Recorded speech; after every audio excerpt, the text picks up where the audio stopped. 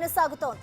మంగళవారం 40 మంది మున్సిపల్ కమిషనర్లను బదిలీ చేసిన సర్కార్ ఇవాళ మరో 70 మందిని బదిలీ చేస్తూ ఉత్తర్వులు జారీ చేసింది. పార్లమెంట్ ఎన్నికల నేపథ్యంలో బదిలీలపై ఫోకస్ పెట్టింది ఈసీ. ఇందులో భాగంగానే కేంద్ర ఎన్నికల సంఘం ఆదేశాలకు అనుగుణంగానే పురపాలక శాఖ ఉత్తర్వులు జారీ చేసింది.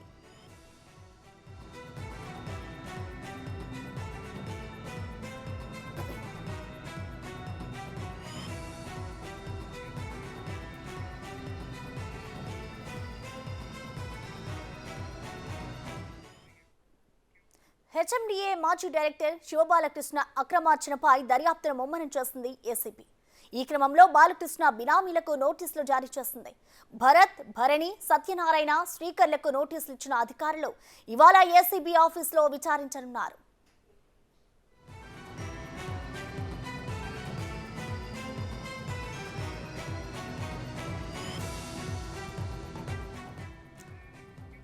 తన అక్రమ దందాలో కుటుంబ సభ్యులనే సైన్యంగా మలుచుకున్నాడు శివబాలకృష్ణ.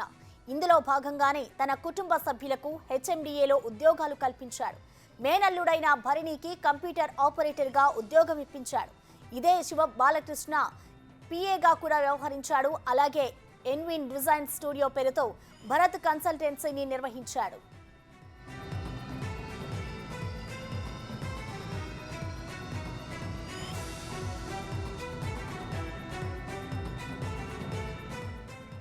ఈ కంపెనీ ద్వారా రియల్ ఎస్టేట్ వ్యాపారులకు లేఅవుట్ బిల్డింగ్లకు అనుమతులు జారీ చేశాడు బాలకృష్ణ.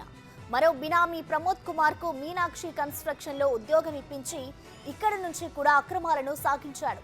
ఈ ఆర్థిక లావాదేవీలన్నీ సోదరుడు నవీన్ కుమార్ చూసుకునేవాడట. బాలకృష్ణ స్నేహితుడు సత్యనారాయణను కూడా విచారించనున్నారు అధికారులు.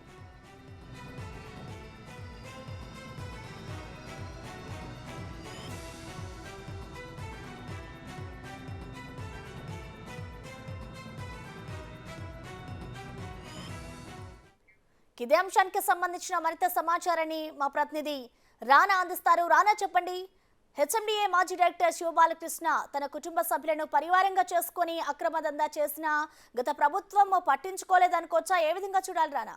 వందలాది కోట్ల రూపాయలు అక్రమార్జనతో ఆయన సంపాదించారు కాబట్టి దానికి వారి కుటుంబ సభ్యులు, బంధువులందరూ కూడా సహకరించిన నేపథ్యంలో వారికి సంబంధించిన పూర్తి ఎవిడెన్స్ కూడా ఏసీబీ అధికారులకి విచారణలో దొరికినటువంటి నేపథ్యం కాబట్టి దాని తగ్గట్టుగానే శివబాలకృష్ణకి మీరందరూ కూడా బినామీలుగా కూడా పనిచేశారు కాబట్టి ఈ నేపథ్యంలో వాళ్ళకందరికీ కూడా నిన్న నోటీసులు కూడా ఏసీబీ అధికారులు పంపడం జరిగింది. ముఖ్యంగా దీంట్లో భరత్ని కానీ సత్యనారాయణ, శ్రీకర్ వీళ్ళు చాలా ఇంపార్టెంట్ గా కూడా ఏసీబీ అధికారులు భావిస్తున్నారు. వీరు కూడా దాదాపు 100 కోట్ల రూపాయల వరకు బినామీలుగా కూడా వీళ్ళు ఉన్నారు. వీరు కూడా భారీ ఎత్తున కూడా అక్రమంగా సంపాదించారంటూ కూడా ఏసీబీ అధికారులు భావిస్తున్నారు. దాని తగ్గట్టుగా ప్రాథమిక ఆధారాలు కూడా వారు సేకరించిన నేపథ్యం ఏర్పడుతుంది. ఎందుకంటే ఈ కుటుంబ సభ్యులు మొత్తం బాధ్యతంతా కూడా ఈ బాలకృష్ణ చూస్తున్నారు కాబట్టి వారికి సంబంధించిన కూడా అన్ని విషయాలు కూడా మొదటి నుంచి కూడా ఈయన చూసుకుంటున్నాడు.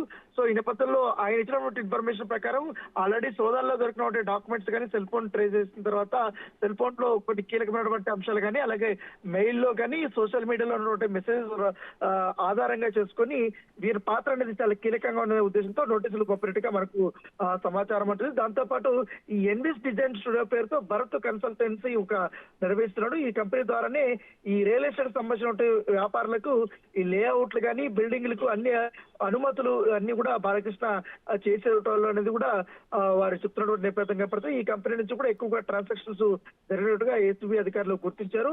దాంతో పాటు ప్రమోద్ కుమార్ కూడా ఈ మీనాక్షి కన్స్ట్రక్షన్స్ లో ఉద్యోగం చేస్తున్నారు కాబట్టి అక్కడ కూడా భారీ ఎత్తున ట్రాన్సాక్షన్స్ జరిగేది కూడా అధికారులు చెప్పిన నేపథ్యం కాబట్టి ఈ మీనాక్షిలో ఏ పని జరగాలన్నా ఏ ఫైల్ మూవ్ కావాలన్నా ఖచ్చితంగా వాళ్ళ శివబాలకృష్ణ చేయించాడు. దీనికి బాగా ముడుపులు ముట్టాయని కూడా అధికారులు భావిస్తున్నారు. దాంతో పాటు ఈ మేనల్లులు కానీ వీళ్ళు తమ్ముడితో సంబంధించిన వీళ్ళందరూ కూడా ఎక్కువగా వాళ్ళ భార్యగానే ఈ యొక్క అక్రమాస్తుల కేసులో వారు మెయిన్ గా ఉన్నారు కాబట్టి వారిని కూడా అరెస్ట్ చేస్తారు. ఇప్పటికే ఈ నవీన్ కుమార్ ని కూడా అరెస్ట్ చేశారు కాబట్టి నవీన్ కుమార్ ని పూర్తి స్థాయిలో కూడా మరోసారి కస్టడీకి తీసుకుని విచారించబోతున్నారు. మరోవైపు శివబాలకృష్ణ కూడా ఇటు బెయిల్ కూడా పిటిషన్ వేసినటువంటి నేపథ్యం కాబట్టి అది కూడా వాయిదా పడిన పరిస్థితి కాబట్టి సో రోజుకు ఒక ట్విస్ట్ అనేది బయటపడుతూనే ఉంది.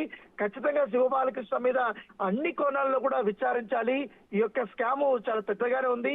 దీని వెనుకతో ఉన్నటువంటి గతంలో ప్రభుత్వంలో కీలకంగా పనిచేసినటువంటి కొంతమంది నాయకులు ఉన్నారు, అలాగే బడా అధికారులు కూడా ఉన్నారు. కాబట్టి వారి పాత్రలు చాలా క్లియర్ గా ఉండాలనే Right. ఉద్దేశంతో మొదటగా ఈ యొక్క కుటుంబ సభ్యులు అయిపోయిన తర్వాత నెక్స్ట్ వాళ్ళపైన కూడా విచారించబోతున్నారు. Thank you Rana.